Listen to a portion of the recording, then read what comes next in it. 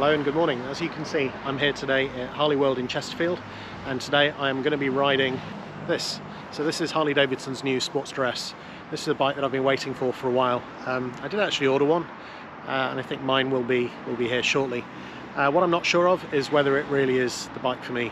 I did ride one with the mid pegs at the MotoGP on the rolling road, so I'm really interested to see what it's like with the forward pegs and what it's like on the roads around the Peak District.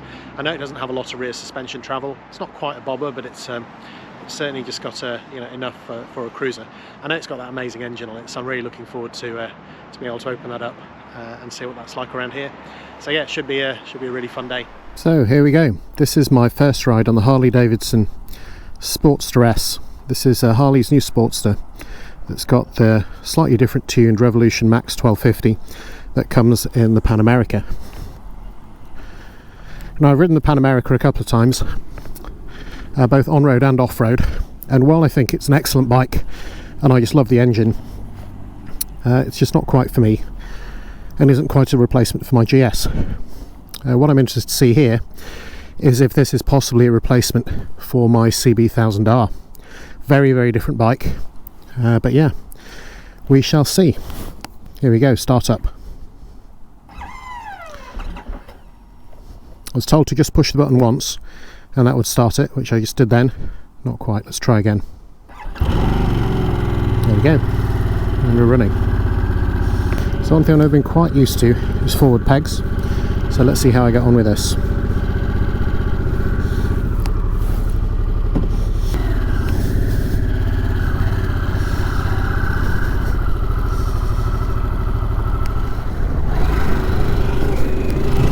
Well, that gear shift's a long way up. Could have worn it's neutral. There we go. That's actually, I think, higher than I've got at my CRF 300 for using with my motocross boots.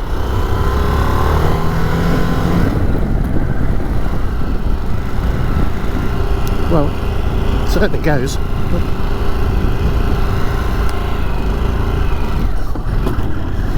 Yeah, I'm going to have to get used to that gear shift.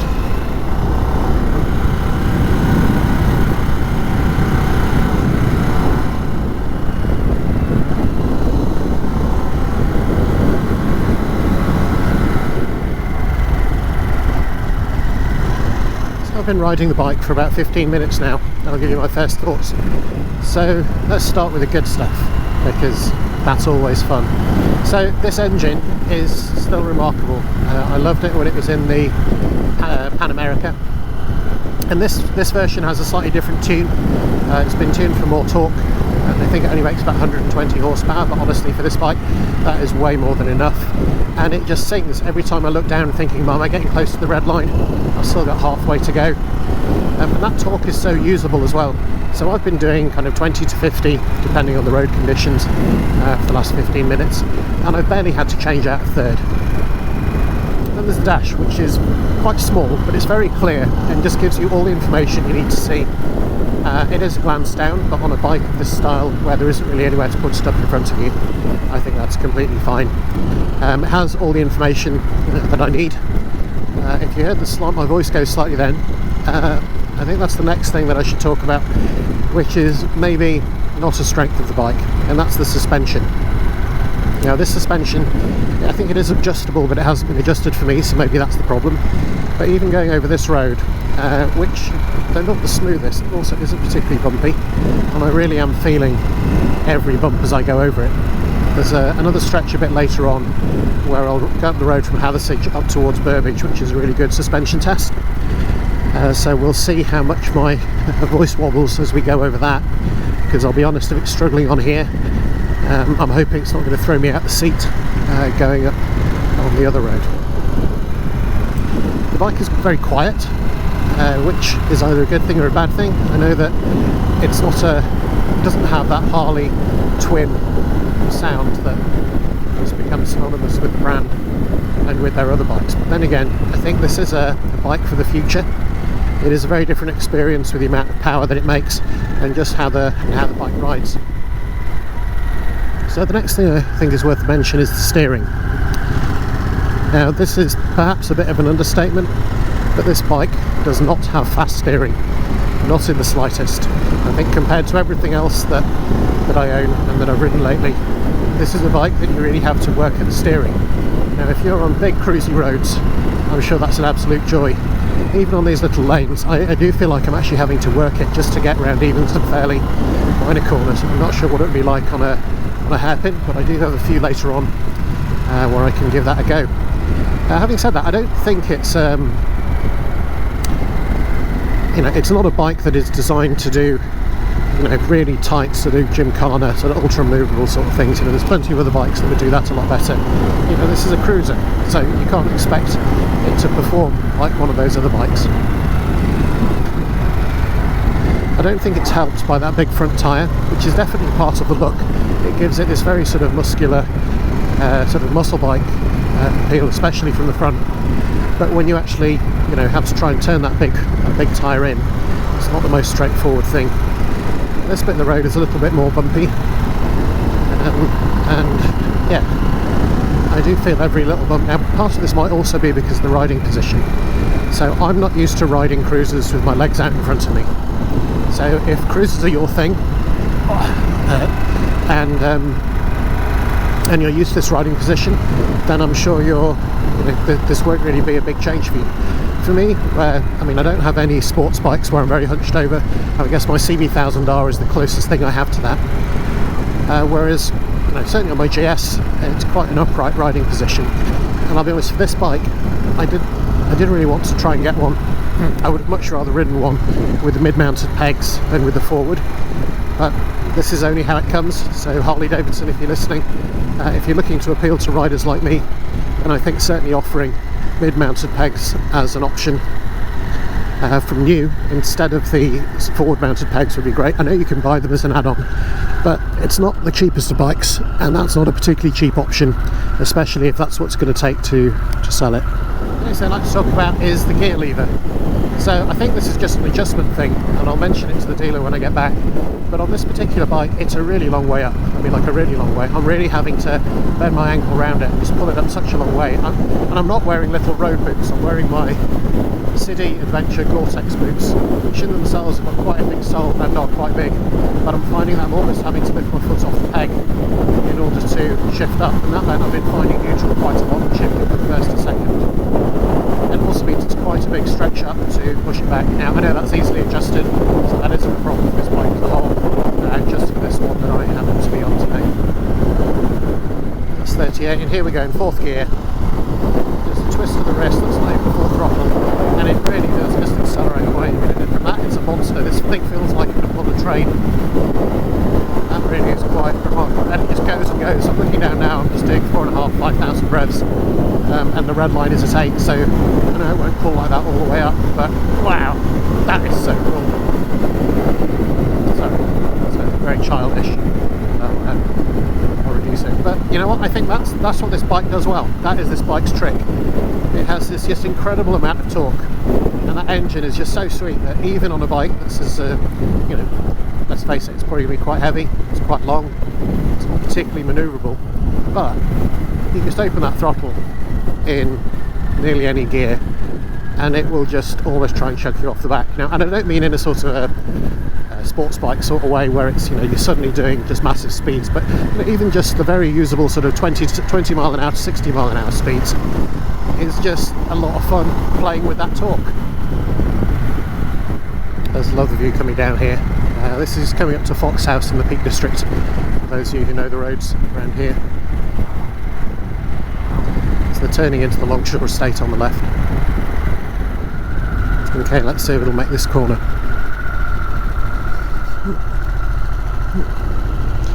Yeah, just about, but that was kind of tight.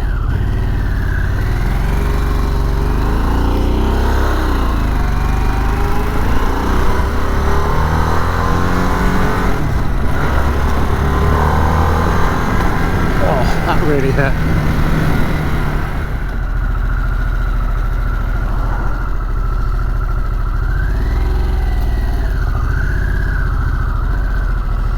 So this is Harley Davidson's replacement for the Sportster. It's nothing like the old Sportster. In fact, it's nothing like a lot of the other Harley Davidsons.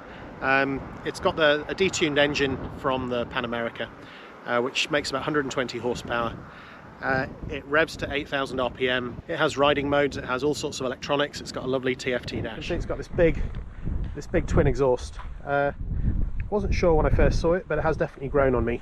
It's got this big heat shield over it, and it does produce a lot of heat, so that's a good thing. So as you can see, this one is just a single seater, no pillion pegs, no pillion seat, forward mounted pegs. A mid mount is also available as an option, but you can only have forward mount from new. Here is this quite remarkable Revolution Max 1250 engine, which is a big V-twin, but doesn't share that much with Harley's other big V-twins. Got this sort of oval shaped LED headlamp at the front. It's not quite the square one that's on the Pan America, but it's certainly from that family. I haven't ridden it in the dark, no idea if it's any good. Certainly seems bright enough and people can see. And then to come to this frankly incredible front wheel. I mean, just look at the size of that monster. Now, it looks the part, it really does. Coming around the side, you can see it's got forward mounting pegs with that long rod that's on there. The side stand is very easy to find. And for those of you who have ridden the Pan America, you know that isn't always the case. It then has this tubular swing arm at the back. It kind of has the bobber looks, but it isn't really a bobber. There is this number plate mounting bracket, which, let's face it, is not the prettiest thing in the world, and it is belt drive, so there is no chain to lube. There is a belt to keep clean, but that's kind of it. As I said, this one does have the single seat, and then it has the same switch gear from the Pan America or similar, which looks okay. I think it is slightly confusing, but it is what it is, and it does the job. I'm just going to have a quick look at the dash. Flip that on. This particular one does have riding modes. It does have keyless ignition. It has a keyless. Oh no, it has keyless ignition, but it doesn't have a keyless fuel cap. Not quite sure why. Anyway, so that's kind of it. So I'm going to talk as much as I can going up here, because this is it's one of the country lanes in the Peak District, but it is quite bumpy, and if you want to test out suspension and see how something actually rides, this is not a terrible place to do it. So coming up here, yeah, I really am feeling every little bump in the road. So this bit there, that's quite bumpy. So I think for this, I think the suspension would definitely need either to be adjusted properly or set up for the rider. I mean, I'm quite heavy. I don't know how I compare to the average Harley rider. And there's that torque again. It's just fabulous. I think what this bike would really love would be a quick shifter. I think it might be an option, but I'm not certain. If it isn't, then Harley should definitely make one for it, because that engine does want to rev and rev and rev, and I think it would be a worthy addition to this Sportster. As you can probably hear, it's quite difficult to speak while I'm riding it on this road, which will hopefully give you an idea of what the suspension's like. Oh, hello sir. It's a fairly tight bend. The brakes certainly seem to be very good. It's only taking really a dab of the brake and it just slows the bike down very quickly.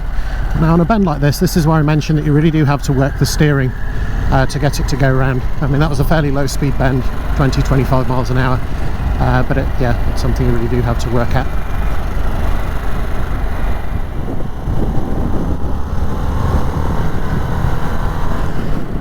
Yeah, absolutely.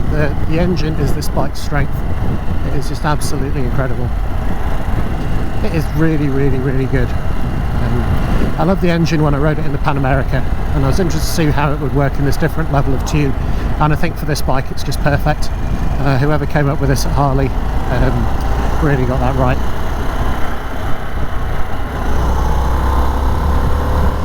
And that exhaust really does have a note once you get up the rev range. You know, you just have to give it a bit of a turn of the wrist, so you just feel that pull on your arms, away it goes, and you do get that emotion that comes from the exhaust as well. You know, you feel that the power is there.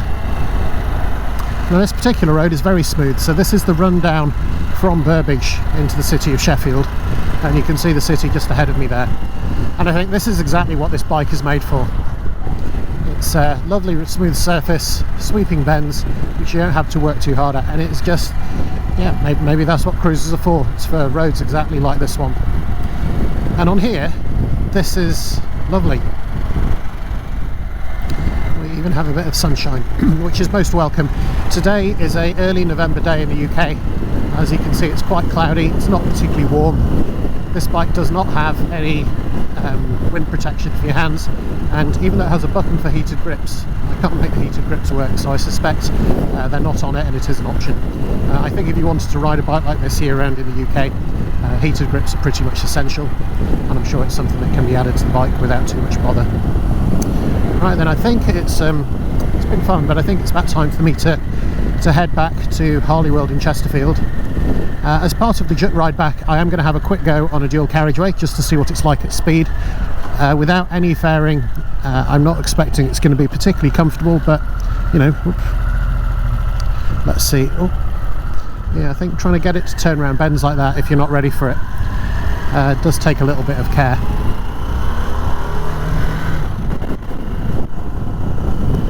So as I've been riding along, I've been having a look at the buttons a little bit more, and even though the heated grip button doesn't seem to do anything, this bike does have cruise control. I mean, what else would you have on a cruiser? So I've now been riding the bike for about an hour. My legs are used to the forward mounted riding position. That seems quite natural now. What doesn't is how far I'm having to reach for the bars, because my feet are up on the forward pegs. So after an hour of riding, I do have a bit of not a backache as such. I mean, I'm getting old, but I'm not that old. Well, I probably am. But yeah, I can certainly feel that this is not the upright riding position. It's not cramped, so it's not like I feel like I'm bent in half. It's just at the angle that it's at, and for the riding that I've been doing today, it hasn't been the most comfortable place to be. Now, if you're used to riding a cruiser and that's what you're used to, then you're probably going to laugh at this point, so yeah, sorry about that. I'm used to riding more upright bikes or forward leaning bikes where this has never really been a consideration before. And again, I don't really think this bike it's not there to be a tourer. You know, I'm not going to go and do 300, 400, 500 mile days on this, which I would do on my GS, so it's no point comparing it with that. You know, I think it's a bike that looks really cool, sounds pretty good, and it has the performance to go with it. You know, it really does back up the Sportster name. I know for a long time I think Sportster, the most sportiest thing about Sportster was the name and not a great deal else. But this certainly has the performance, and that engine, just when you open it, is just so much fun. I know it's a little bit childish, but hey, there's nothing wrong with that.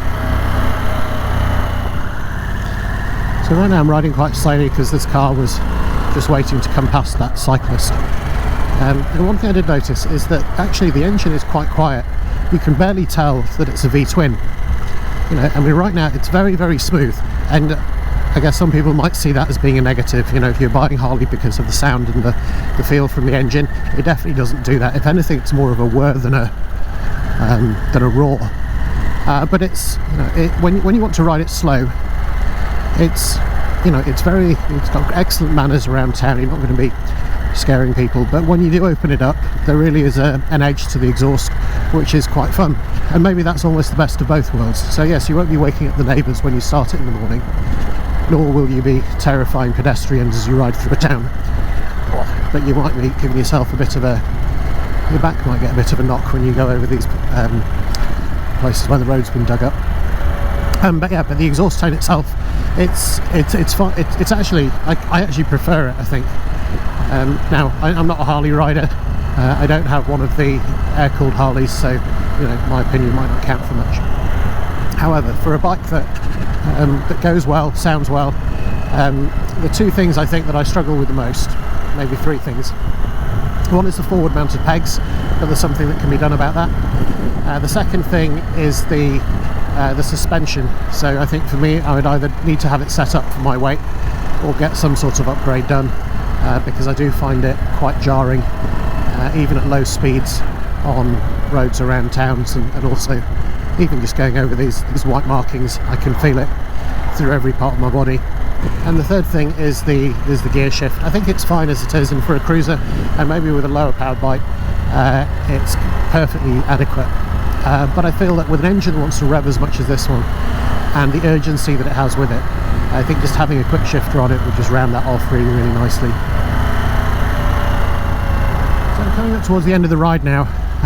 So I've done some faster country lanes, I've done some winding country lanes. I've been riding through this side of Dronfield, so I've done some 30-mile-an-hour built-up areas. And the very last thing I'm going to do is I'm going to get on the Chesterfield bypass and just see how this bike behaves at motorway speeds. So there's got no screen on it, it's got no heated grips, it's about 6 or 7 degrees outside today, so I don't think I'd want to do this for any length of time on this bike, especially not at this time of year in this country. However, I am slightly curious to see what it will do. Now, I honestly expect that it's going to be absolutely fine. I mean, with this, the engine that's in it is just perfect for it. The steering that the bike has is it's perfect for these sorts of cruisy roads. But I'm also kind of interested to see how it will accelerate when there's nobody in front of me. And here we go. It's that Golf Lima Foxtrot sign.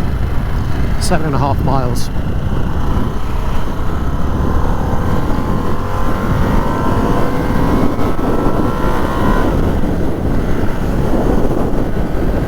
Well, that was fun. Okay, so I'm only 64, 65. I'm getting not blown around, but you can definitely feel there's no wind protection on this bike. It's 4th gear. It's 5th. Engine it. Exactly what you'd expect. Actually, you know what? I'm now doing close to 70. Gentleman in the Porsche's in a hurry, and it's fine. You know, I did wonder whether I'd feel buffeted around, but I think this bike is so planted, which maybe that's another word for heavy. A very low centre of gravity. It's quite a windy day today, and riding along here at 70 miles an hour, it's noisy, but I expected it to be. It's no different to riding my CB1000R or even the live wire that I rode around here a few weeks ago. So yeah, I think I could do this for a while. It's probably more comfortable to be on this without a windscreen at these speeds than it is to be on my CRF 300 Rally with a windscreen at these speeds, just simply because the motor on this bike isn't being stretched at all. It's just, cruising away. So that's in 6th gear. What I might do is just slow down for a moment, then down to 50, and just give it some beans and see what it does then. There's a car coming up behind me, so maybe just from 58, full throttle in 6th, and yeah, that just pulls. So you could get on a freeway or a motorway or a dual carriageway, just leave it in 6th, and the bike just goes and goes and goes. I don't think I'd want to do any particular distance like this, but that's the same for any naked bike, not particular to this bike. But certainly the stability in the engine and the low centre of gravity does help on here, even though there isn't any of the wind protection. That said, my hands are getting quite cold now, so definitely need heated grips for riding under these conditions in the winter.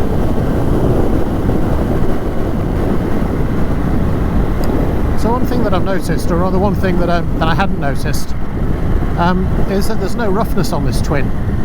It's so smooth. I've just been riding along this section on the dual carriageway more to see what it was like at speed, and even compared to my GS, which, let's face it, GSs are a little bit agricultural, this engine is really, really smooth. And even at low revs or even sort of medium revs, 4th, 5th and 6th gear on a road like that, it's barely noticeable that it's a twin. I suppose that might be a bad thing to some people if you really like to have that sort of roughness and that throb that comes with it. But I think if you're riding this all day, I think that would be a joy.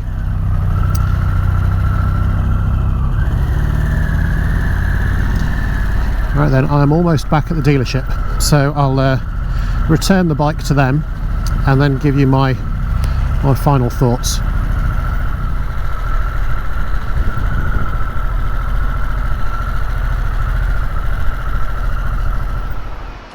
So that's me. I'm all done.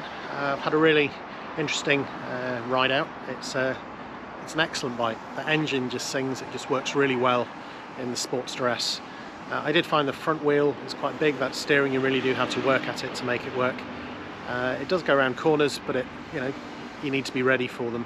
The engine, I mean, it has 6 gears, but that engine will just pull. So I think 1st, 3rd and 6th you could probably get by with, and to be honest, you could probably do without 1st. But it's so much fun. Just you know, every time you just open the throttle, just get that extra push, that extra kick up the road. It just brings a smile to your face. So yeah, it's not a Harley, you know, it doesn't have that sound, doesn't have that vibration. It's proper fast. I mean, you know, if you actually glance down at the rev counter, you know, you think you're really wringing its neck, and you're only doing 4 or 5, maybe 6,000 revs, and there's 2 more to go. So yeah, that is an absolute joy. Will I be getting one? I don't think I will. And it's not for anything in particular. It's just I think there's a few things that I would definitely need changing on it. So one would be mid-mounted pegs. I think is definitely me. If you're coming from a cruiser, forward mount is probably fine. But for me, the mid-mounted pegs is just, and I think it's too fast for me, for forward-mounted pegs. It's just such a quick bike. And I think I need to have that level of control through my feet as well as through the handlebars to make that work. I think a quick shifter will be along in the future. And again, the engine just likes to rev, so I think that will be essential. Definitely need heated grips on it. And I know all of these things can be added, or can probably be added, but it's not a cheap bike, you know, for something which is, you know, a fun, fast cruiser. I think they're sort of 15,000 pounds when you've added on the accessories. So yeah, that is something I'd also have to think about. But yeah, it's been a great day. It's nice to come out in November to be able to ride a bike. So yeah, I hope this has been interesting and useful. If it has, please like and subscribe, and I'll see you next time.